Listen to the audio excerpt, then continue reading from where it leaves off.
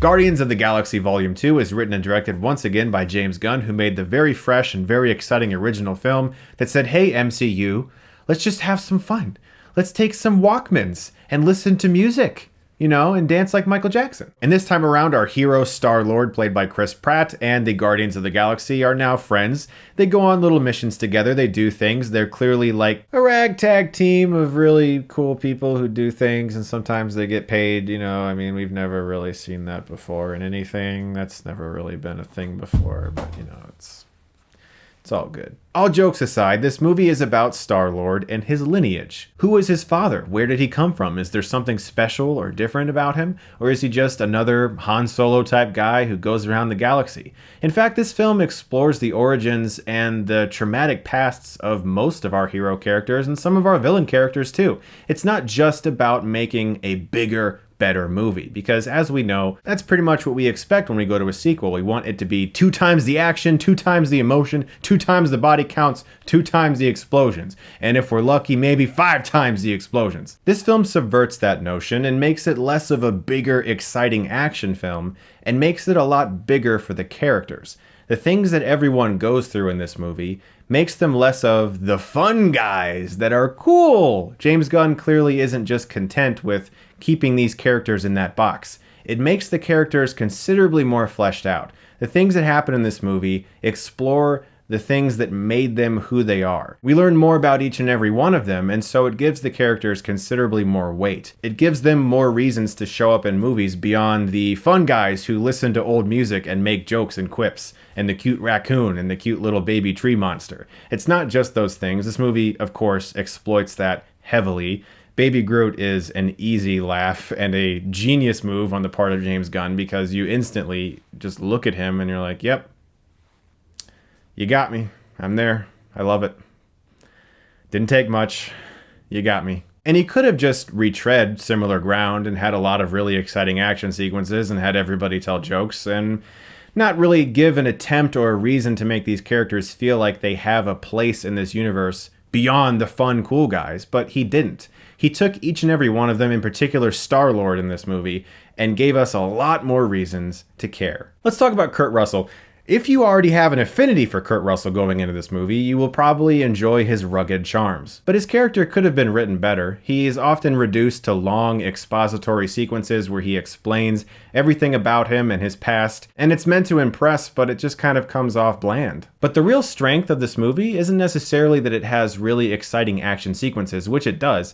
It's the fact that James Gunn has taken pretty much every character, save for I would say Drax, and pinpointed the traumatic details of their past that has made them into who they are today, and opened the door to flesh out the characters so much more emotionally. Like Yondu in particular, Michael Rooker is so good here, a lot better than he was in the first one, and a lot of it has to do with his character's writing. We learn so much more about him here, and it really makes me care a lot more about that character. Rocket also has to face why he does things. Why does he steal random things when he doesn't necessarily have to? What is he trying to prove? What's he looking for in life? He doesn't have that connection that he had with Groot in the first one anymore, because Baby Groot also has the mind of a baby, so he's kind of dumb, and you have to explain everything to him, so he doesn't necessarily have that same friendship that he had with Groot, and so this film doesn't rely on that for Rocket. It gives us a lot of other reasons to feel for him in this movie, and to make him more of a flesh and blood character, and not just the cute raccoon who's really badass. If you've seen the first Guardians, you know that Nebula and Gamora are sisters raised by Thanos.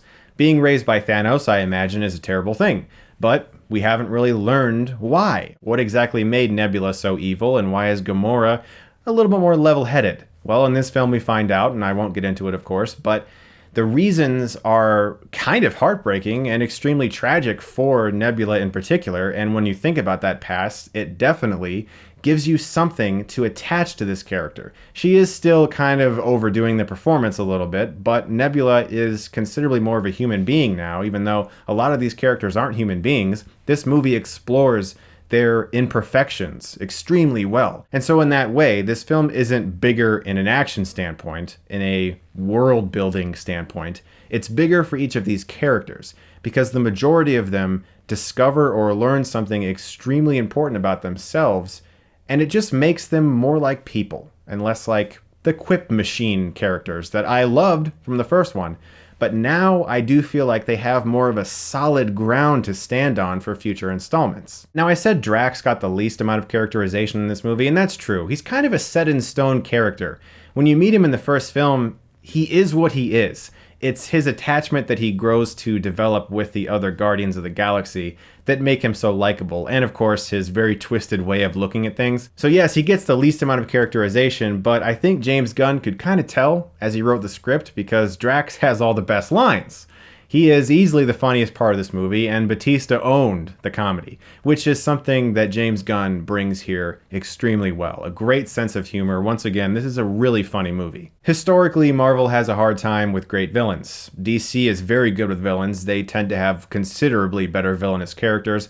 And in Guardians of the Galaxy Volume 2, these gold people that are stolen from in the very beginning of the film follow them throughout the majority of the movie. They pop up at various parts of the galaxy, following the Guardians, and you're like, can this scene just end? Because these characters are useless and completely disposable. I found myself mentally willing the scenes that included them to just end because I was pretty sure that whatever came directly after that was going to be a lot more fun. I would say like the first hour of Volume 2 felt a bit choppy. There are times where the emotion is riding high, you're feeling very much so for the characters as they discover things about their past. And then there are times where it goes back to these people decked out in gold and they're chasing them because of some stolen property. And then there'll be a comedic prison break sequence and it just doesn't flow quite as well as the first one did. And some of that choppiness is due to those decked out in gold villains. I just really don't need them in this film at all. The after credits scene kind of gives them a purpose, but that's the after credits scene. Like, their place in this movie, it's just unwarranted. I really did not need them to be in this movie, but I understand that the film has to have some kind of an antagonist, and it's just kind of like, bleh. But towards the end, I was surprised to feel a lot of the emotional beats were really well earned. I found myself getting emotionally wrapped up in the ending. I will say this though, sometimes not saying something is more powerful than just saying it. In the last few minutes of the movie, I found myself getting really into the moment and I was feeling exactly what Gunn wanted me to feel, but then someone told me what I should feel, and I was like, I was already on your wavelength, buddy. Not necessary. So sometimes the dialogue overstates itself. It doesn't necessarily have to say certain things that it says, but because those characters were so well set up in the first and second act, certain things that happened towards the last few minutes, it got me. I was wrapped up in it.